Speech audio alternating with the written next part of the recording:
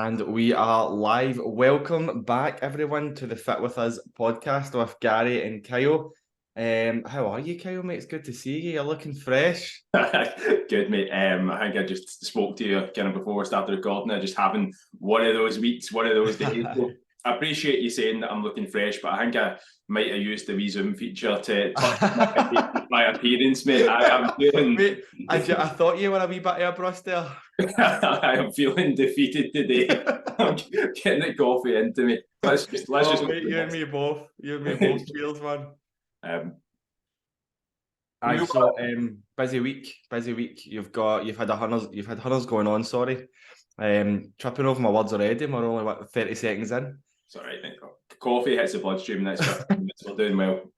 Yeah, mate. It's just been one of those weeks that I've had a lot of setups to do client-wise. It's just been pushing all week, and I worked all weekend. I typically, in the last couple of years, have tried not to work the weekends, but you know, when you work in the business that we do, that most people want to get started for Monday. So it's been just a big push before Christmas there. So the 6-week challenge kicks off tomorrow. So excited for it. Like, I don't want to be Debbie Downer. I'm just one of those ones that there's been a lot of calls, there's been a lot of setups, and there's still a lot to do in quite a quick time frame. So I'm just like, there's not enough caffeine this side of the world that can probably keep me going at this point.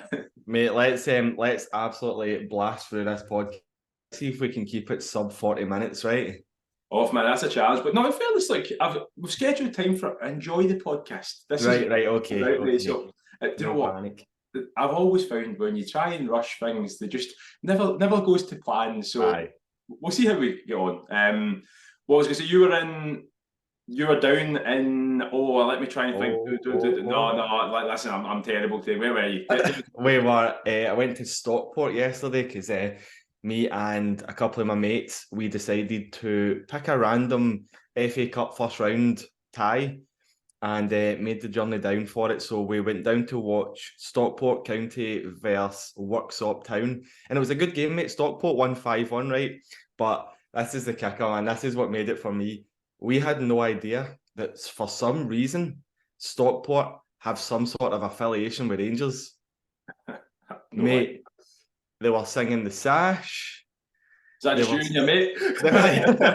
No, they tell Celtic fans. They were having a great time. They were singing like their own version of the sash, their own version of Hello Hello. Their wee drum that they were banging was covered with Rangers stickers. One of their flags, like the supporters' flags, Stockport County had a Rangers crest on it. So mate, I was in my glory. I was in my element, and they two were like that. Yeah, you fucking knew about this, didn't you? But it's I genuinely had no clue, mate. I was about to ask the question, mate. Is supporting Rangers got to the stage? Is that bad? You're having to go down to England to watch like tier 1 games? Has it really got that bad? To be fair, Stockport are in League 2, and we know what it's like to be in League 2. So. that's a correlation there, mate. That's a relation. That's that one. So yeah, mate, it was a long day. Like, we left at about 9:30, didn't get back till 10:10 last night. I drove the whole way, so I was kind of off the radar with like work and stuff. So I've got a wee bit of catching up to do today, but I'm the same as you. It's been one of those weeks, man, that we've got less than a week to vacate the house that we're in. And trying to find the time to do that. It was like you're talking about the time. You never have time to hoover. Yeah. Right. I genuinely do not have time to move fucking house because I've got this. I've got the work for 12X that I'm doing at the minute, and then I'm working obviously in the gym as well. So it's all systems go. But today after the pod, we're just going to get the head down. Luckily, we're only moving across the street, so we don't have to get a van or anything like that. So it's just a case of 90 fucking journeys back and forward across the street with all these bits and bobs. But we've got a house full of stuff to put into one room. Fuck knows how we're doing that. Mate, that's like Doctor Who when he's got his TARDIS and it just kind of looks like a wee phone booth, but it opens up. And, yeah. Do you know if you get the time, which it doesn't sound you well, but I got a spare wee kind of hour and a half last night where I was just like, I'm not doing any more work. And I seen it advertised. See the Colleen Rooney documentary, the one with her and Jamie Vardy's bird, whatever her name is, Rebecca, go head to head. Oh man, top tier TV that is. Like, honestly, like scandal, like just all about that. What was it? The Wagga Christie trial or something? Agatha Christie trial, mate. I kind of vaguely knew what went on, but I didn't know it to the depths of like what actually was posted, how it was getting there, and it's funny when somebody like just lies about something and then gets called out. It's just like I've got screenshots, and you're like, yes. Wagga Christie, but scraping the bottom of the barrel for names there, weren't they? Oh man, it's hot. It's terrible. But speaking of people in the documentary, Wayne Rooney looks like he could do with some coaching. Like he's a fat boy these days. He's not aged well, has he? No, not that he was ever like an Adonis, but he's he's looking like a custard-filled sock that just happened to Shrek. But 10 pun of shite squeezed into a 5 pun bag. Yeah, it's not looking good, bro. Up there with Paul McCartney, man, just aged very, very badly. Anyway, is there anything else you want to have a wee chat about? That sun is shining right in your face. No, mate, that's what I'm just going to move away from that because I'm going to look like one of the characters from Twilight. You know, the one that just Spotifyers, if you're listening, you're missing out on all the action because Kyle's got the sun beaming right in his face. I've got a lovely wee, what would you call it? Piece of art to show you guys during the podcast as well. So you might need to hop on YouTube and have a wee look. But yeah, mate, is there anything else that you want to chat about before we dive right into this?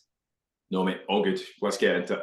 Let's get into it. So today's topic, we're going to talk about the top 5 things for fat loss. Now, me and Kyle haven't spoken about this before, so our lists could be completely different.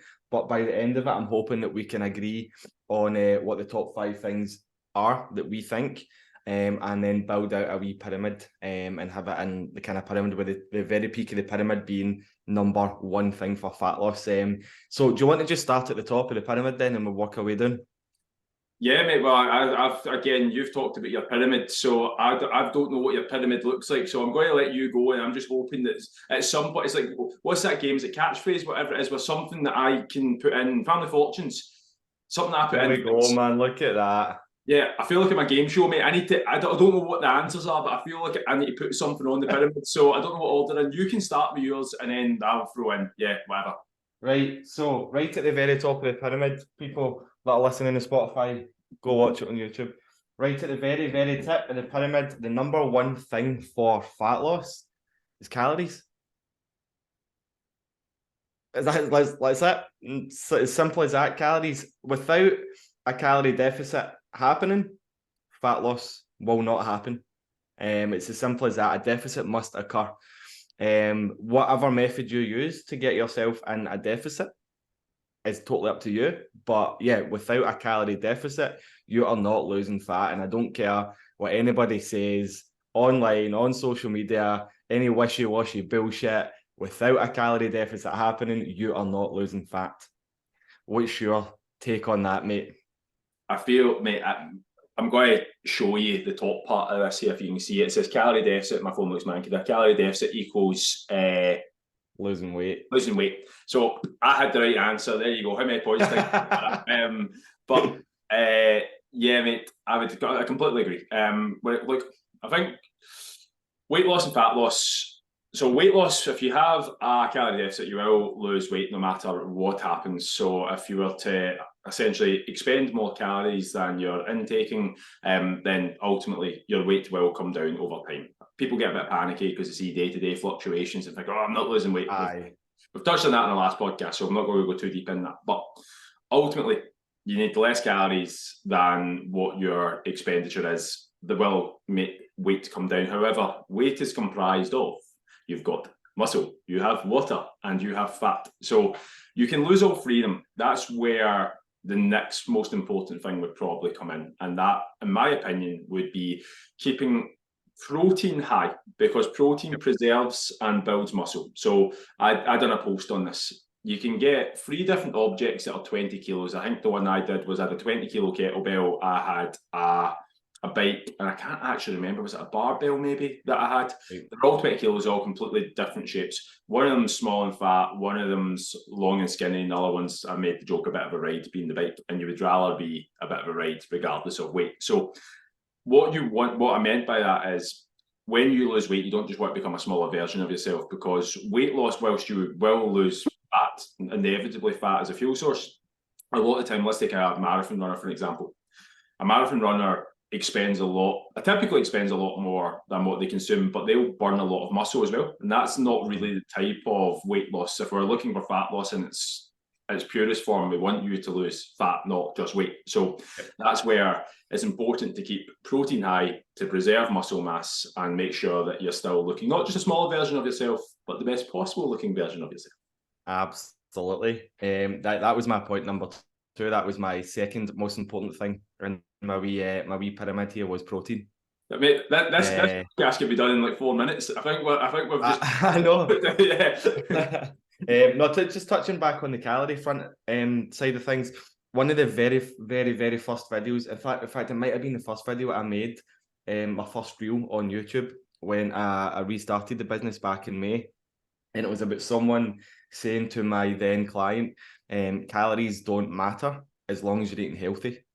And that is just, I went on a wee bit of a rant when I was recording that video, but it's just utter bullshit. Calories are the number one thing that matter. You can be eating as healthy as you want. You can be eating nothing but red meat, lean meat, fucking eggs, veg, whatever. But if you're eating too much, you're not going to drop any weight or lose any fat. So yes, definitely number one, right at the top of the pyramid. I'll draw it in a wee second when you're talking, is calories. Number two, you said nutrition, but more so protein more so than carbs and fats, which I absolutely agree with, because we do need protein to maintain muscle mass. Without an adequate amount, you're going to lose muscle mass as well as fat at the same time. So you'll essentially just become a smaller version of yourself rather than that leaner, tighter version of yourself that most people want. They all want that toned look. You don't want to just be a smaller version of yourself and be like, well, I have lost weight, but I still look the same. I still feel the same. And then you're going to think it's not worked. Also, another wee point here as well. Due to the thermic effect of food, the body requires more energy to break down protein. Not enough to make a massive difference, but every fucking calorie counts when you're in a fat loss phase or dieting. So the body actually requires a wee bit more energy to break down protein than it does carbs and fats. Therefore, meaning you're going to burn a wee bit more. And the fourth and final point, sorry mate, I know you're chomping at the bit to jump in here, but I'm actually not. I was just thinking it's 20 past 10 and you've mentioned the thermic effect of food. I'm glad this is going out at 5 o'clock this evening, because the thermic effect of food at this time in the morning, I'm like, what a time to be alive. Aye, sorry mate, sorry. Anyway, no, I'm not sorry, fuck it, right? So the fourth one is protein actually keeps you feeling fuller for longer when compared to carbs and fats as well. So when you're in a dieting phase, keeping your protein nice and high, it's going to do all of the above with regards to maintaining muscle mass and burning more calories when you are burning more calories to break it down. And then obviously it's going to keep you feeling fuller for longer as well. So it's going to stop those hunger pangs. It's going to stop those craving pangs. It's going to stop you reaching for the biscuit tin. So yeah, there's so much benefit to protein. We're not pushing protein on you guys to make you look like fucking Lord Voldemort or fucking Bulk Hogan or whatever. We are pushing it on you guys because it's a very important macronutrient, and in our eyes, probably the most important. Or in my eyes anyway. Would you agree with that? Yeah, mate, sorry, I just looked away there for a sec because I realised that Rocky's pissed against my desk. So good man, Rocky. Cheers for that, mate. Yeah, no, anyway, on that note, you know what I would say, it was one of those weeks, mate. It is literally just one of those weeks. You can't make this up, but here we are. Yeah, no, I'd agree with all that. I think to give a wee bit of context, that like, I think if you were looking at, if your only controllable was, because a lot of time people's only controllable, there's a pyramid getting moved from side to side. It's here like it comes. Shite version of Carol Vorderman here. But when it comes to like the one thing you can control, because some people, they only can control one thing at a time, just with where they are in life. Nutrition would be, like, in my opinion, number one, particularly looking at, like, you could if you were lying in a hospital bed and couldn't move, you could manipulate everything else through your calories alone. Not saying recommended. If you're lying in a hospital bed, there's probably a good reason, but point still stands. What I would always recommend for a calorie deficit would probably be about 250 to 500 calories per day. And the reason for that is typically you still have a decent amount of energy, you've got a decent amount of digestion, you still need the thermic effective food. It still allows you to push your training sessions if you are doing any training. But even then, if you're, again, working, if you've got family commitments, it does allow you to mentally, because again, calories are more than just food, they're energy, they're everything else. So I would say nutrition there, I would always say 250 to 500 calories per day. Typically as a good range. Try and lose 0.5 to 1.5% of your body weight per week would be a good metric to look at. Anything more than that, then there is a chance that whilst a lot of it can be body fat, particularly if you are controlling how much protein you're intaking, and you do have especially training stimulus, which we'll get onto in a minute. But if you do have that, then realistically you're not going to burn a massive amount of muscle up, because you don't want to trade off muscle for weight and its purest form. And then the next thing was protein. I would say try and get protein intake between 1.8 and 2.2 grams. Like there's no real issue with having more than that, but I'd always try and have a minimum rather than a maximum to an extent, because your body will always find something to do with protein. Well, it's hair, skin, nails, muscle repair. If it doesn't really like to use it as an energy source, so it will tend to just piss it out if you've got an excess of it. So protein's good. And then just to wrap that point up, is the kind of cherry on top of what you can do for really making sure that you are burning fat and not just losing weight. You want to make sure it's body fat and you hold on to as much muscle as you can. Training stimulus. You want to do resistance training within the gym, because you give your muscles a bit of stress, they'll break themselves down, and then they'll grow back stronger and ultimately bigger. One more step towards, was it Volkswagen or something like that? Volkswagen, I don't know. I was just trying to think of words that make me sound big and swole, and good. I enjoyed that. But yeah, if you train and you train with adequate stress, repair it with muscle, repair it with protein, and then a calorie deficit. I mean, there are the triangle. That's, I mean, to be fair, that's a fucking pyramid there. That's the pyramid. That's the pyramid of gains. That's all I'd say on that. That strength training was my point number 3 as well. So that plays very nicely into that. Was that your third point as well? Strength training? I think so, mate. I don't even know what's going on with my notes. I've literally just wrote like 8 words down, and that's all I've got. So I'm going to say, yeah, that's it. Yeah. Leading by example here, mate. Leading by example. But so when people come to us and we've got them on a call and we're having a chat with them and we say, what's your goal or what's your main goal? I want to lose weight. What they mean is they want to lose fat, but in their head they're thinking weight. They just need to see the number in the scale drop, when in reality it's fat they want to lose. And it's probably the same as you listening to this podcast as well. You're so focused on the number that you don't realize it's no weight you want to lose, it's fat you want to lose. And us telling you eat protein and eat these calories and do this training and stuff, it's going to help get you there. But not every single one is, but the majority is panic and like, oh, I can't do that, I can't do this, I just need to see the scale down, I need to see the scale go down. So I want to lose weight and I want to look toned is the two most, I would say, what's the word I'm looking for here? The two things that people say the most they want to do is what I was trying to say. I was trying to think of a fancy word. But I need to stop kidding on I'm fancy. I'm for Pollock. Mate, you were singing the sash down in a League 2 game. I would say, like, when we ask people what's your goals, to lose weight and tone up, when that essentially, like, put them together, and that just means lose fat. To lose fat, definitely calorie deficit, high protein, and then leading on to point number 3, strength training. Strength training is leading on from the protein point as well. It's going to help you maintain and even build muscle as well. If you are very, very new to training, you can absolutely build muscle in a calorie deficit.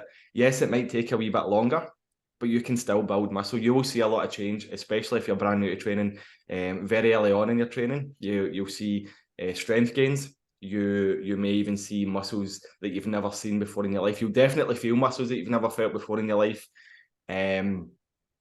It's also going to help improve and strengthen your joints as well. Right under protein, for me is strength training, sorry. So that's way before cardio. That's way before anything. Don't worry about oh, I need to lose weight, so I'm going to go and fucking run 10K a day. Yeah. Make strength training a priority in your training, and you will definitely reap the rewards and see the benefits of that pretty early on.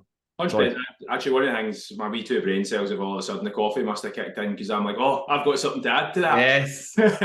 So yeah, when you first start, like, if you're untrained, is in the sense that, like, by untrained, I'd define that as someone who's not actually followed a consistent program for 2 years. Like, if you're someone in that position, when you start to do any form of training, watching any sort of calorie management, control any sort of movement, all sorts of weird and wonderful things will happen. Like, you get these what's called newbie gains, where like the rate of muscle mass that, like, when you are trained you can acquire is actually very low. I think it's something between like half a pound and a pound of muscle per month that you can acquire, which is, I mean, is really slow. But when you first start, you can double, triple that sometimes. Again, I don't have the science behind me on this one, so don't look for my references on it, but I know it's higher. So on that, like, you typically find that no matter how strong or how much training you do in the gym, at first your muscles will swell up, you'll fill them with glycogen, break them down, and the rate of muscle mass is relatively quick compared to a trained person. However, that will happen for the first couple of weeks, which actually can increase weight, which is where, if you were just looking at weight loss by itself, you, like, the first couple of 2 weeks, I mean, with anybody, as much as we'd like to predict it, at times it can be everywhere and anywhere. If you've not trained at all and you've started training, it's just like, even though you're doing everything right, the weight actually might start going up. So first 2 weeks, that happens, but ultimately the rate of fat loss is quicker than muscle gain, unless you are taking some jabby needle. Extra vitamins. So if you're taking any of that, then look, that can, whatever, but that's a podcast for another day. But let's assume that you're not. So with that, the rate of fat loss is far quicker than muscle gain, so you will find there is a downward movement on the scales. So whilst it is 100% true in the first probably 4 to 6 weeks, you might not find that you've lost a massive amount of weight. You might have lost a kilo or two, and you look genuinely like you've probably lost 4 or 5 kilos of body fat. You probably actually have. You've just gained a little bit of muscle, and that less can be said if you're 3, 6, 9 months and the same things occurring. You're most likely you're not putting on that amount of muscle. So relatively speaking, the scales would be, over a longer period of time, more relative on that, but training will be a massive factor in, particularly the first kind of 6 weeks or so will be a big factor in that as well. I completely agree, man. And what you just explained there has actually happened to one of the members in the gym as well. She's just coming towards the end of her first week on the program, and her weights went up. Yeah. And she's worried. What am I doing wrong? Oh my God, what am I doing wrong? And I'm like, no, don't worry. It's just your body doing what it's supposed to do, because you've literally first week of lifting weights ever. And she's obviously been like, oh, I must be eating too much. And I'm like, what's your calories? 1,200. I'm like, no, you're definitely not eating enough. So trust the process. We are giving you all this information. You have to trust the process. Yes, the scale weight might not be moving in the direction that you want it to move, but don't get emotionally attached to that scale weight. I know it's easier said than done. I've been there myself. But with everything that we're explaining to you, just kind of take it on board and put it into play. If you're brand new to training, your weight probably will go up, and it's just like you said, the muscle, the glycogen. It's just your body doing what it's supposed to do. Chances of it being actual body fat are slim to none. Yes. But yeah, mate. Do you anything else to add to that? No, mate. I think that's it for that one. Yeah. Right. My point number 4 is low intensity, steady state cardio. Oh, that's a mouthful. Less. Reason being, it's very easy to do. It's not mentally taxing, and it's not physically taxing on your muscles and joints. Now, a lot of people think when they start dieting, when they need to lose weight, bang, I need to do HIIT. I need to run like fuck. I need to go and do high intensity classes. I need to go and do a spin class. And then it wipes them out. And then what they end up doing is not moving for the rest of the day, eating what they should normally be eating, and then that just slowly, the energy expenditure slowly decreases. Yeah. So they don't actually end up in that calorie deficit that they're aiming for. And then they think, why am I broken? Why is it not working? What am I doing wrong? Oh my God, I must be eating too much. Boom, 800 calories a day. Metabolism's out the fucking window. Everything is all messed up. And it's just because you've tried to do too much too soon. But with low intensity, steady state, like I say, it's not mentally or physically taxing. It doesn't take a lot of energy to go for a half an hour slow walk, just having a conversation with somebody, putting a podcast in, putting an audiobook in. And that is going to do way more for you, because then you can come back into the house, you can do your chores, you can keep moving, you can keep your knee nice and high, you can take the dog for a walk. But yeah, if you are untrained, new to the gym, you go for a HIIT session, you're fucking wiped out. You're not going to be able to move. Even for a couple of days after it, you're going to be sore, your back will feel it, your hamstrings will feel it. So it can, I mean, HIIT training definitely does have its place, but I think with regards to fat loss and the most important things, I think low intensity, steady state is way more important than high intensity interval training. What do you think about that, mate? Oh, mate, that's an interesting one. I'm going to take us off on a wee tangent, because Yes. actually, I was somebody who was guilty of thinking that HIIT training was the way to go, mate, not understanding how things were working. So when I actually first started as a PT, I used to play probably 5 sides, like 3 or 4, early 20s, 3 or 4 times a week. I used to cycle to work. I used to run 2 of the morning classes at 6 a.m. twice a week. I used to do my own cardio on top of that, where it was usually some form.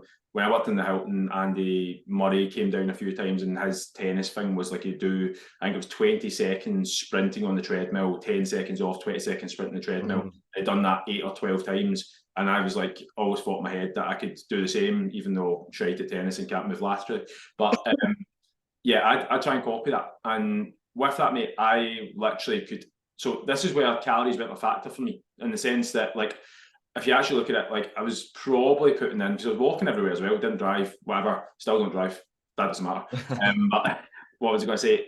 The energy expenditure I was getting, like, I could probably eat 4,500, 5,000 calories a day and genuinely still be losing weight. I think I was maintaining around about 78 kilos and was lean the entire time. Like, I was going out for pints Saturday and Sunday, and like still waking up, just getting straight back into things. The youth, the greatness of youth as well. I know, but I wasn't doing things intelligently. I was like, I was going to bed tired. Which is good, but I was waking up tired as well. And I was like, I just thought that was like, well, I'm just training hard. That's the way you need to do it. So with that, I thought that absolved any sort of nutrition. And so people get caught up so much on what works for them at any given time. So I was like, in my head, I could never get the same results with clients at the time. And I just couldn't understand why. And I was always like, well, sure, nobody's going to train as hard as me. And it was always that. But then again, I was like in my early 20s, I had no responsibilities. Like, realistically, my job was in a gym. Like, at the time, I could have just, like, I had the time to be able to do all these things. Whereas that's not actually what got me results. And looking at it now, especially when you're getting a bit older, like, I think once you cross the kind of late 20s, early 30s mark, like, it does get a lot harder to recover from. Like, and realistically, you need to look at recovery stress, and like, high intensity training, whilst it can be effective, it is highly stressful, and you are going to be working under fatigue. So when you're working under fatigue, that's where the injuries are higher. Like, the likelihood of injuries are higher. I don't know if you've ever seen anybody who, like, running on the street and you just look at them and go, you shouldn't be running. Like, yes. That, like, their joints are fucked up. You can tell that they've just been, they're tied to it. They're so used to running they can't do anything else. But you're looking at them, you're going, your hips are fucked, your back's fucked, your whatever.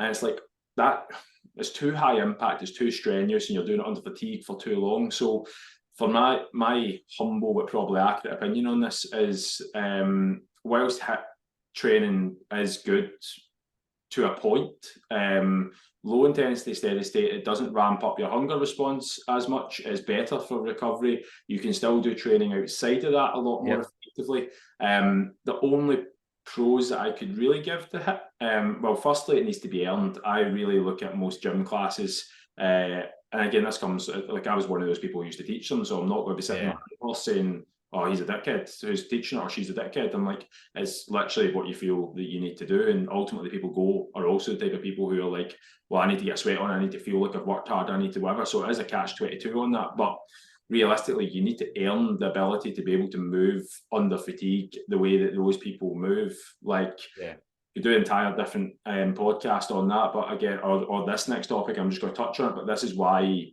as positive a thing I think CrossFit is, the rate of injuries and the ability for people to do it is like the ceiling is very high to actually get in that. The skill standard needs to be high to get into it, because most people go in and try and throw a bar over their head and they're going to absolutely their shoulders. The reason the people at the very top can do it is because they're well trained enough that they can do it under fatigue. If you practice running like with good mechanics, you can run under fatigue. If you can't, then you're going to end up injured. Yeah, exactly. I mean, I've been lifting for a number of years and I still wouldn't feel confident doing a clean and press or a snatch. And you've got people that have never lifted and walking into a CrossFit gym, and that's the first thing that they get them to do.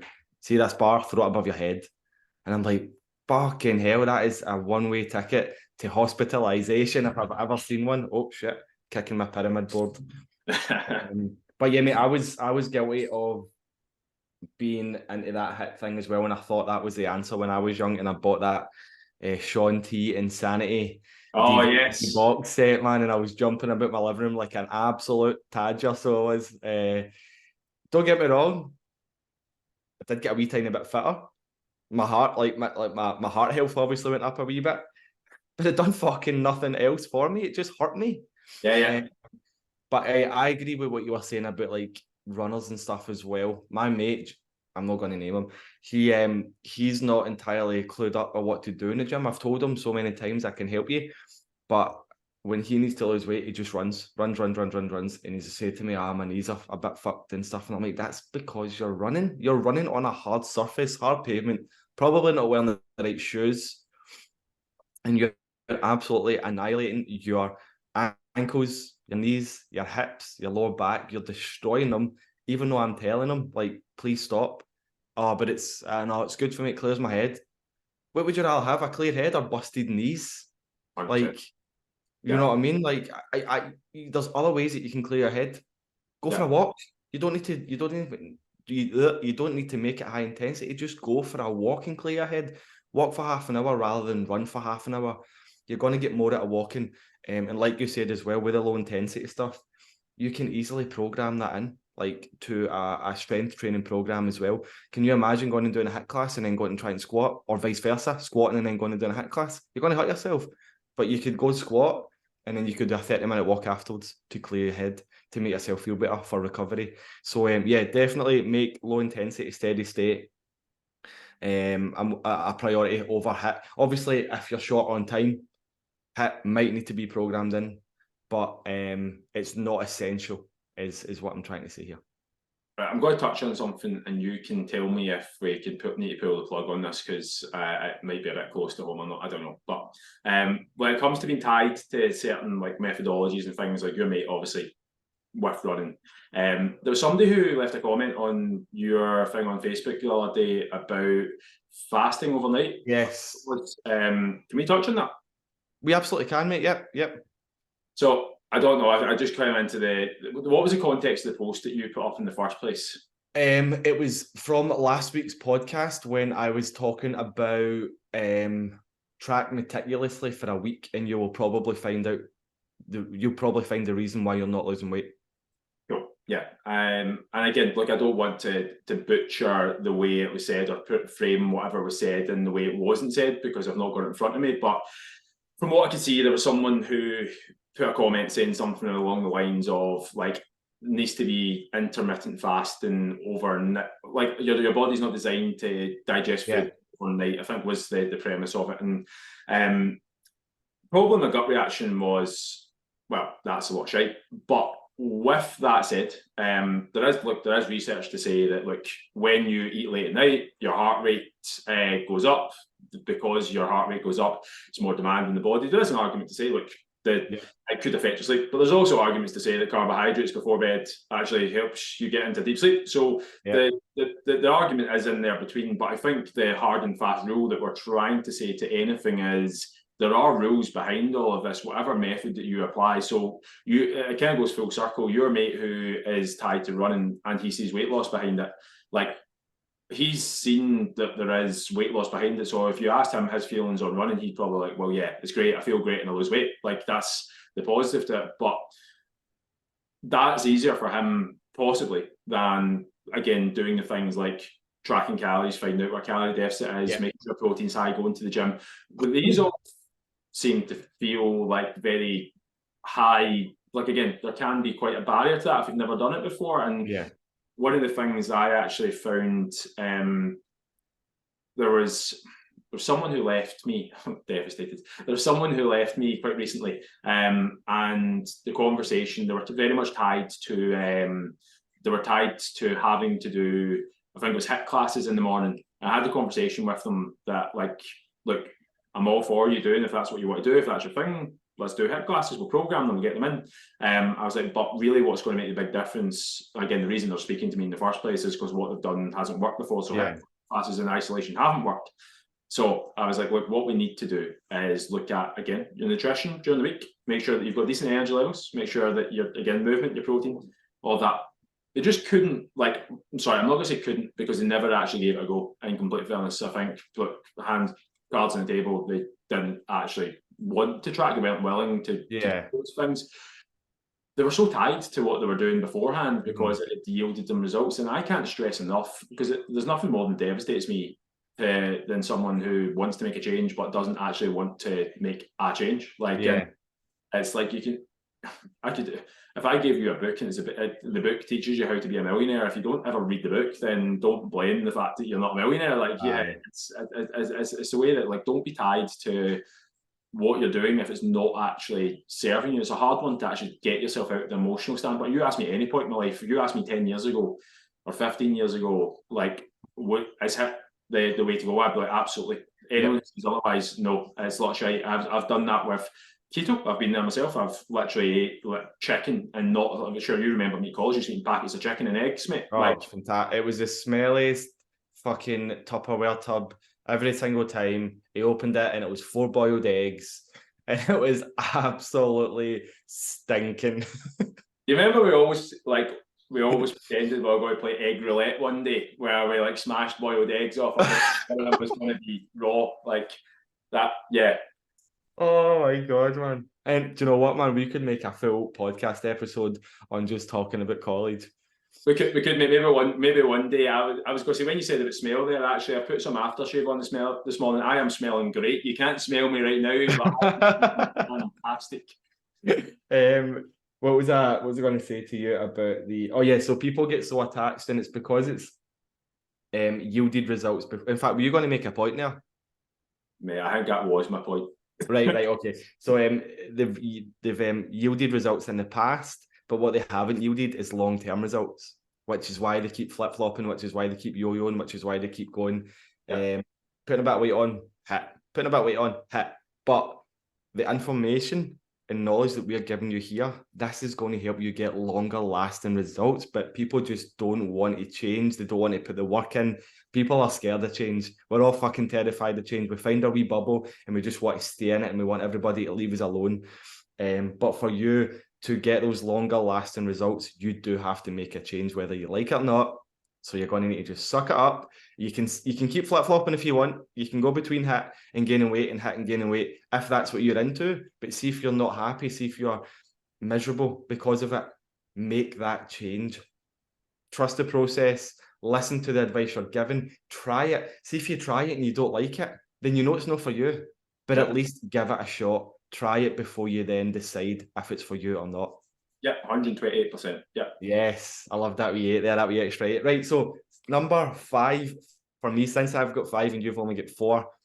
PT's take the lead. Is that all right? That's all right, mate. Yeah. You kind of touched on it a couple of minutes ago. Stress management. Now this one was up for debate. We could have had stress management. We could have had hydration. We could have had sleep. But I think stress management kind of covers everything very, very well. For stress management, you could do things like meditation, relaxation techniques, even things like sleep yoga. If you're well rested, your stress levels are going to decrease automatically.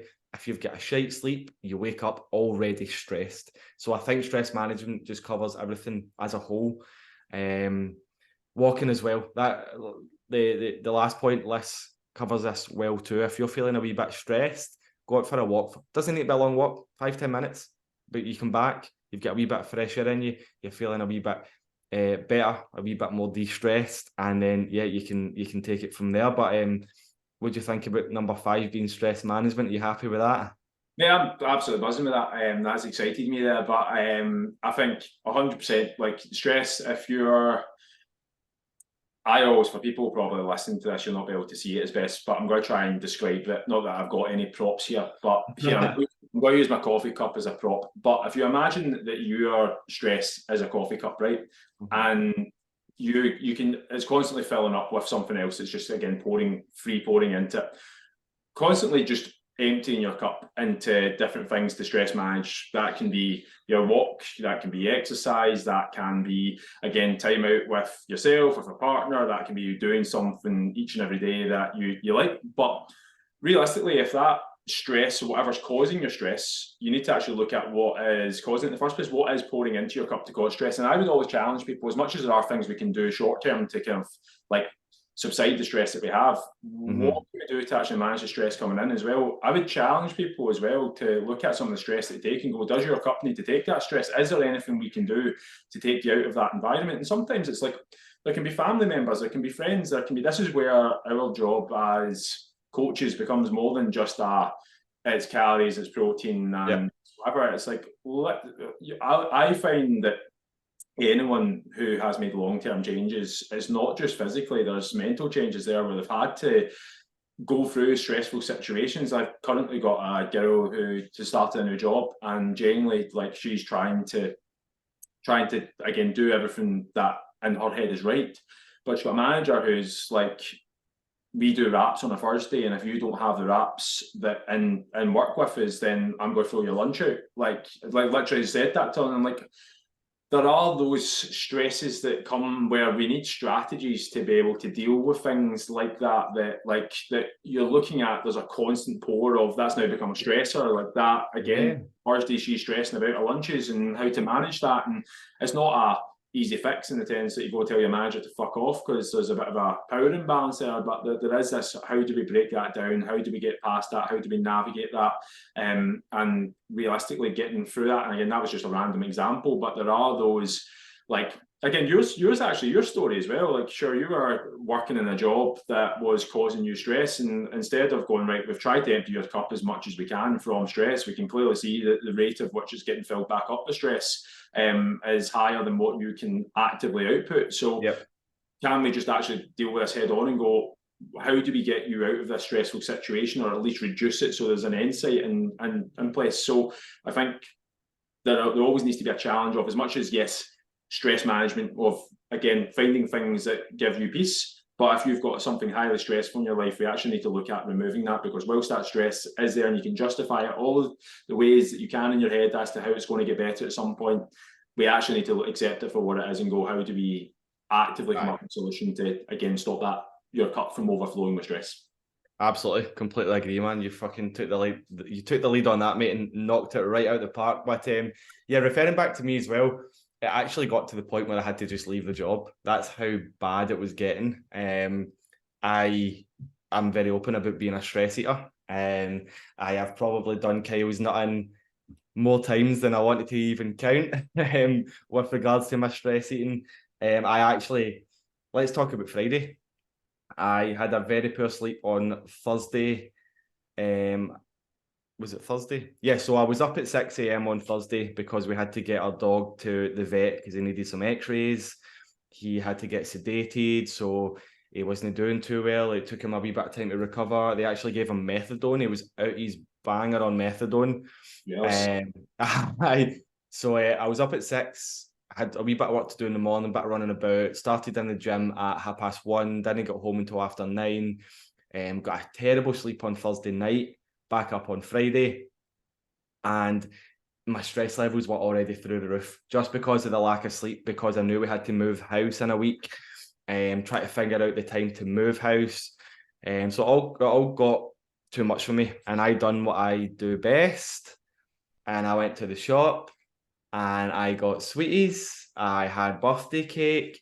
I had 1,500 calories worth of pure sugar, pretty much. I think when I put it into MyFitnessPal, what was it, Kyle? About 350 grams Impressive, of mate. sugar. Aye. So obviously at the time of eating, I wasn't really enjoying the food. I was just eating again, just at a pure, what I thought was pure necessity, just stressful eating. And then after that, as soon as I'd finished the last sweet, I screenshotted it and sent it to Kyle because I knew I had to hold myself accountable. And I knew I had to take action and not let it spill over into the weekend. And that's just something that I've learned over time to do, where I see 2 years ago, but even before I started with Kyle, I would have kept going. I would have come home, I'd have got a Domino's, I'd have got an Indian takeaway maybe. I would have went absolutely bonkers. But me being able to recognise that and be like, right, this is where I draw the line, 1,500 calories later. Just something as small as that is so fucking powerful, and it is so empowering that it made me feel like I took back control. Even though I'd already ate the sweeties, that was done. There was no point in dwelling on that, because dwelling on it is not going to change it. Yeah. But the fact that I was right, this is where the line gets drawn. It is so powerful. Like I said, and it helps me take back control. So after I'd done that and I'd held myself accountable to Kyle, explained to him the situation, I sat down and I was like, right, going forward, how can I sort this out? And I got in touch with Rachel, my missus, and I'm like, right, when are we going to move house? When are we going to do this? When are we going to do that? And actually getting stuff down on paper helped de-stress me. And it helped me obviously plan what we're going to be doing. And I was like, right, it actually wasn't as bad as I first thought it was going to be. But my initial reaction was, boom, right to the food. I managed to get a good sleep last night, so I'm feeling a wee bit less stressed today. So there's all these wee different things that you can take into account. Don't think when you feel like you've got the weight of the world on your shoulders, don't think you're the only person in the world that feels like that, because we all feel like that at some stage. The best thing for you to do is reach out for a wee bit of help, just for a chat with somebody, one of your coaches, one of your friends, one of your family, and just like, I feel a wee bit stressed. I don't want to turn to food for the whole fucking weekend. Going to just listen to me speak. Sometimes just speaking to somebody, going for a walk, just go for a walk. Think about it. Put a podcast on, put an audiobook in.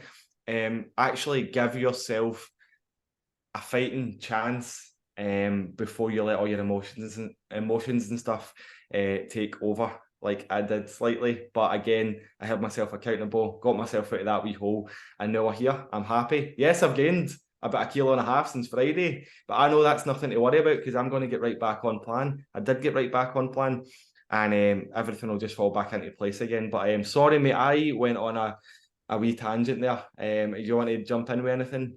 No, mate, I think that's, first of all, thanks for sharing that. I'm sure people listening will appreciate the honesty that was involved there.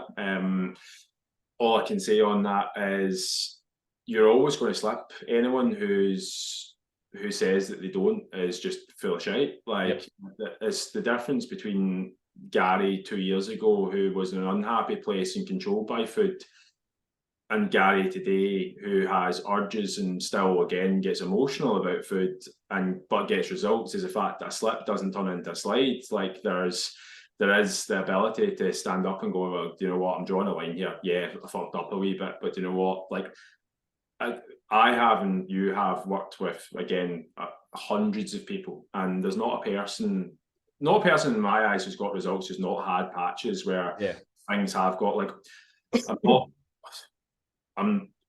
again, I think it's important to be realistic about it. Like, even last night for me, I've been very open and honest about, like, I've not really got a massive, like, sweet tooth or cravings for food. Like, it doesn't really, like, I could literally chicken for the rest of my life and, like, I wouldn't lose sleep over it. But with that said, I've mentioned that this week has been, like, it's been big, and as much as I've tried to stress manage, I've tried to play 5-a-sides once or twice, I've tried to look after my food, I've tried to not abuse caffeine so that, again, I would be rested where I could. Still found by last night, I'm like, it's a Saturday and I'm still working at 8:30 at night, and I'm like, I'm on 5,000 steps Rocky's looking at me. He's pissed against my desk because he's not getting to walk properly.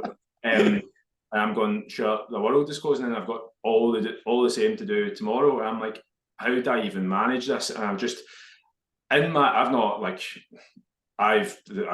decided that I was going 3 months without alcohol, and when I came back to the honeymoon, simply just because it was just a month and a half of drinking consistently. So been on, this is week 6, I think. But anyway, last night was the first night I was really looking at it going, I could walk around to the shop and just get a plethora of cans and be all right. In fact, like I actually phoned Jerry. Rocky, I know he gets excited with cans as well. But yeah, no, I was going to say that as much as I phoned Jerry and was like, look, I need to go a walk. I need to get a walk in. I've got to make dinner. I've got to hoover the house, which I've not got time for. I've got about 9 people to set up for Monday, and it's 8:30 on a Saturday night, and I am feeling spent. So she was like, look, do I get a pizza? And I was like, pizza sounds better than cans. I made the compromise in my head going, well, at least a pizza, I'm not going to be hungover tomorrow. So I'm going to go for the pizza. So I had the pizza. Again, myself, mate, I'm 1,500 calories over what I'd budgeted for over the week. And that's, again, I'm not going to be making up for that today because I ain't got no time. But it's one of those ones I've just accepted the fact that, you know what, I spoke to somebody, the outcome was better than what I would have done 6 months ago or a year ago. And ultimately, it's going to serve me long term to do it, but it's not painting in any way that I'm perfect. I'm just going to get straight back on with things today. I've drawn a line and go, well, sure, yesterday didn't go the way I wanted, but there's a lot of factors involved. Was it my normal week? Probably not. No, I'm usually not as busy as what it was yesterday. Can I get back on the wagon today? Yeah. Am I going to try and overly restrict for it? No. Am I going to try and pull things back for it? Probably not. No. I don't have as much wiggle room today in the sense that any sort of thoughts of having an extra, protein bar or bar of chocolate is out the window. It's just a case of just getting back on with it today and again, understand. I actually do feel a lot more rested today, albeit it's taking till 11 o'clock for the caffeine to kick in, but here we are. Anyway, you went on a tangent, so I used it as my excuse to go on a tangent. It was one each with the tangents, mate. Mate, that was fantastic. Again, I'm sure a lot of people is going to appreciate that. A lot of people look up to us. People have even said it to my face, like, but you guys are so good. Like, how do you do it? And I'm like, but you don't know what goes on behind the scenes. You don't know what goes on behind closed doors. Like, we do have our struggles as well. We've just learned how to give ourselves the best fighting chance to overcome these struggles. And it just goes to show, like, speaking for both of us here, it just goes to show how much the two of us have progressed as human beings and how much we have gave ourselves that fighting chance. And that's what we are trying to pass on to everybody that's listening, everybody that's watching, everybody we're working with. We have been there, we have worn your shoes that you're currently wearing, and we're just here to help, pretty much share our personal experiences and make you the person that you want to become through our experience and knowledge. So sorry, another wee tangent now. It's getting emotional listening to that, mate. I know, mate, I know. I think now that we're 5 points in, I think we should maybe start thinking about wrapping up before I start crying. I was going to say, see, when you said that speech there, mate, I thought you were going to start painting the face with a big soul tie over your face. You can take a piece.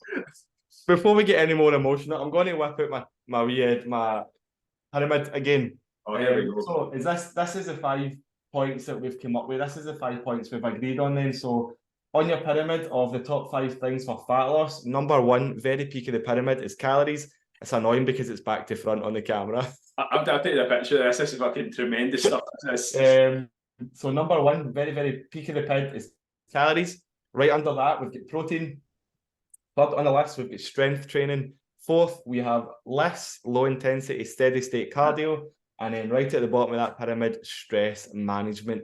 So yes, if you take all of these into consideration, you apply them, you will go very, very far in your journey. The sky is the absolute limit.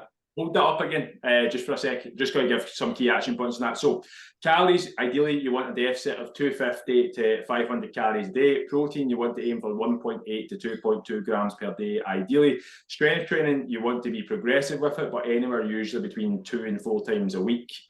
Just being consistent with it and trying to add the smallest amount of weight or stress each week. Low intensity, steady state cardio? that can be anything, but essentially you want it to be something that gets your heart and lungs moving at a pace you can keep a conversation at. It doesn't, we're not trying to turn you into Lance Armstrong or Mo Farah, Paula Radcliffe, anything like that. We just want you to use it for expenditure, get the heart and lungs going, which will help your stress management as well. Again, anything between 10 and 30 minutes to 3 times a week would be super. And then stress management is make sure that you are doing things that empty your cup from stress, but also make sure that when things are incoming, you're dealing with things head on that cause you stress and challenging yourself to get out of them. Amazing. I'm actually going to see if I can change this round so you can see it normally. Look at me looking right into the camera now. This is a fantastic end to the podcast, isn't it? This is a fucking great end to the podcast. Sorry, YouTubers, for seeing my big stupid head. What are you trying to do? Flip it like 180? I'm trying to flip it, so you can actually read it normally. I don't know how to do that, so let's just... Oh, no. He's on his side. He's upside down. No, I don't think that's going to work, mate. I don't think it actually... You're just going round in a circle. That's impressive, but... No, I'm actually looking at my side. I don't think it is. I can hide you, but that's not going to help. No, don't hide me. In fact, I hide me. Fuck it, I don't care. But anyway, no, I am happy to wrap that up there, mate, if you are. Yeah, I think that's pretty much it. As always, like if there's any suggestions, because I was going to say it's the People's Podcast, but I feel that we're going down a very dangerous road with that. But it's your podcast at the end of the day, and we want to be able to help you. So look, I genuinely mean this. If you have anything you'd like us to cover, any help that you would want, even outside the podcast, please feel free to message us. It's at GMAC Fitness, isn't it, for you? At GMAC_health and fitness on Instagram. Close enough. And then it's at biofitness88 for myself. So always feel free to send a message. Hopefully I've now ordered 2 cables for the mic that I'm using. Neither of them work. So hopefully by next week I'll have the right cable and I won't sound like a pirate DVD from Turkey. So amazing. I need to get a new camera because I am currently sitting at 720p.